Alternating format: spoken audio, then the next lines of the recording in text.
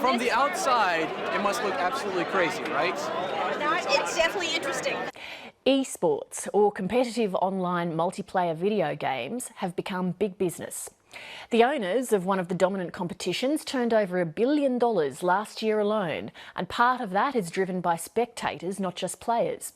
What we're talking about is professional, competitive video gaming. Players who play 10 or 12 hours a day to become the best of the world. Over 50,000 people are going to come and watch them here this weekend at the Spodek Arena, and there's a predicted audience who are going to watch online of over 20 million people. And I'm laughing because I can't think of anything less interesting, but I'm totally in the minority. First of all, explain how you can make a profession out of this. How do they actually get paid? So, OK, obviously there are different prize pots for different games and they vary in size. So next weekend is the Call of Duty World Championships. The prize pot for that is $1 million. So the top team will take away 400,000. Maybe I could get interested. That's more interesting, you're interested, right? So there's a lot of money to be had. Have you guys seen esports and the E-League? I don't know if that's sports, but But it's great sport. savvy. I have not seen it, Ernest. I have seen it. More than 12 million people attended live esports events in the US and Western Europe in 2014. With hundreds of millions of hardcore gamers and thousands of global tournaments each year, computer games are well on their way to becoming the world's biggest sports.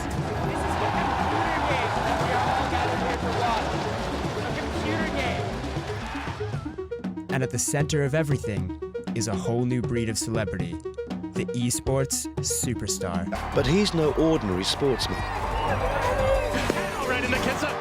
Big Daddy is one of a new breed, a professional computer gamer. Just like sports athletes, these guys all strive to be the best. Describe the game for me, since I have never played it. Well, League of Legends is 5 people versus 5 people, 2 teams. Each person has a base, and whichever team destroys the base first wins. Each teammate plays as one hero, chosen from a roster of over 100. You can get it. It's free for you if you want it. All have unique abilities, so the right mix is crucial if they're to achieve their goal of destroying the enemy team's base. I'm ulting free, I'm ulting free, I'm ulting free. Quick thinking, lightning reaction times, and teamwork are the keys to victory. Man, where is my team? Holy fucking shit! Counter-Strike Global Offensive, or CSGO for short, is a first-person shooter played between 2 teams of 5 players. One of them start as the terrorists and the others are the counter-terrorists. The terrorist's job is to plant a bomb and the counter-terrorist's job is to stop them over a lot of very short, really exciting rounds. And after 15 of them, the teams swap sides. It's a really exciting game full of strategy and super fast reactions, but most of all, teamwork is what will win you the game. Tournaments can have million-dollar prize pools. With sponsors like Samsung and telcos, their teams are run like football franchises, with managers, agents and training camps. Professional sports. Do you think video games are a sport? I was about to ask that. Yeah, I mean, you can, you know where I stand. A lot of people know I stand where with the athletes as professional athletes, and I'll debate that with anybody, or I'll have that conversation with anybody. Having been a professional athlete myself, getting to know them and watching what they do and how they train, and it's all consuming. Nice. So who's the Jordan of League of Legends? Well, I'd like to think he's on Echo Fox. Okay. Froggen, that's my guy. All right. So I'm not going to promote anybody but him. I had zero knowledge of the fact that this exists. You didn't know there were cyber athletes? My hand to God, I didn't know there were but my issue is it's still not a sport. Well, again, it's a game. You follow me what I'm saying here, Bernie? I do. Do you have any statistics on how many of those people also go to Star Trek conventions? I would guess there's actually a fair amount of overlap, actually. That's It is not a They're sport. too young for Star There's Trek. Is that a Strategy sport? involved. You have to physically be able to do it. They're competing. Listen, is it a sport or not? I believe it's a sport. They get sports visas no? to It's a enter the game. country. That's not a sport. That's not a That's sport. not a sport. It's not a I real want to talk sport. about the 20 million people who are watching the damn thing. And the money They that got to they're be making. crazier And than they're the paying ones big money to watch it. It's Really? Yeah. With 8 hours a day, that can't be good for you. Well, I Staring think- at a screen. Well, to be honest with you, like in my job, I stare at a screen for pretty much 8 hours a day. I hope you have But breaks. a computer, we all are pretty sedentary as it goes. I mean, the way you need to think of it is, personally, I can't watch football. I find it incredibly boring. It's a bit green thing, people running up and down. I find it utterly tedious. Actually, watching, competitive esports, you have your favourite team, you watch them just like you'd watch a football match. And actually, let's be honest, it's going to be a lot more visually interesting than a football match. There's a lot more fun things going on. That was one of the line in the piece that we played there, that it's following in the footsteps of football. But can it truly be a spectator sport? It already is. 71 million watched it last year. They reckon it's going to, by 2017, it'll be 145 million people watching it. I have this argument all the time. People are like, oh, no one wants to watch anyone play video games. That's so boring. League of Legends, I think there was about 18,000 people in the stadium live, and then 32 million watched the final. Wow. This is what kids are doing. This is what people want to see. And in South Korea, e-gaming is virtually a national sport. They do watch it there. They have a dedicated TV channel for it. The people who play the games are bigger than, like YouTube. They're bigger than One Direction. They are screamed at. They have girls come after them. It's huge. It's absolutely like being a rock star. Yeah, it's basically unstoppable. I mean, you might question it now, but unfortunately, in 10 years' time, we're all going to be watching it in one way or another. I know you don't think so. But it isn't the beefy football players or the giant basketball players that have gotten the most attention at Robert Morris this season. No, that distinction would be for the new, not-so-big men on campus. America's first ever college scholarship team for, brace yourselves, video games. We were able to recruit some very, very good players. Some of our top players are rated in the 0.02% of all players in North America. Yes, athletic scholarships for video gamers.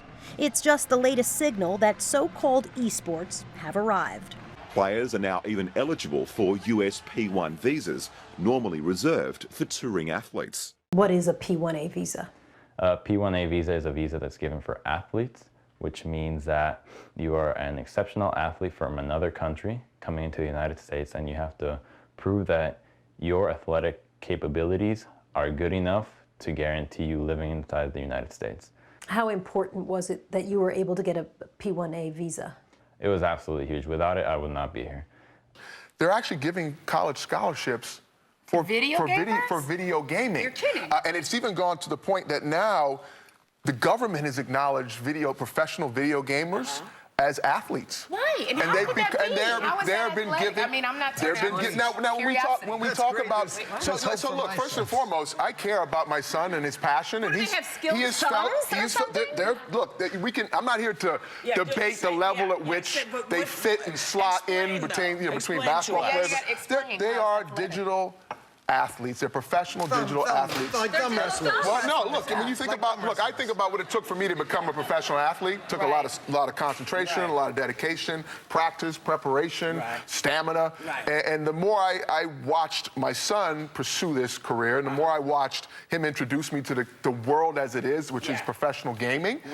They're sponsored. They have careers. They make hundreds of thousands of dollars. They're professional athletes such as yourself who work so hard physically is okay with that. Are they thinking of it as an intellectual athletics? You have to be intellectual to be a professional athlete. You have to be sharp intellectually. Gaming is an intellectual athlete. Because what separates them? I know they are considered professional athletes. Do you think that people don't respect how difficult it is to play competitive video games? Because yeah, definitely. I mean, it's fucking really difficult. Like the level of competence or the level of skill. Like if you can watch a lot of games online, and that's like a big part of all this now, which is really fascinating.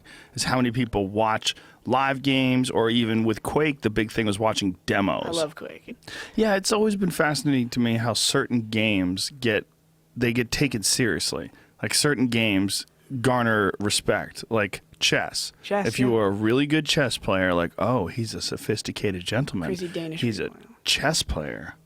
Yeah. What do you do for a living? I play chess. Whoa, interesting. What do you do for a living? Oh, I play video games. Oh, you fucking dork. The surprising power behind esports isn't the huge numbers of people who play them. It's the huge numbers of people who watch people playing games. Up to 40% of people who watch don't actually play themselves, preferring to clock up something like 16 billion minutes watching others play on platforms such as Twitch. In the 6 years since it was created, League of Legends was able to fill a stadium with 40,000 people, but there were 27 million more tuning in live from home. That's more than the audience of that same year's NBA Finals. Before it took over the world's stadiums, esports was already connecting hundreds of millions of people across the globe. But it is about community, and it does bring people together. You know, in the same way you watch a football match, you can hear the crowd, everyone's cheering the team on, you make friends, these are people you talk to, you play with online. It's all about community. It's being part of something that you're incredibly passionate about.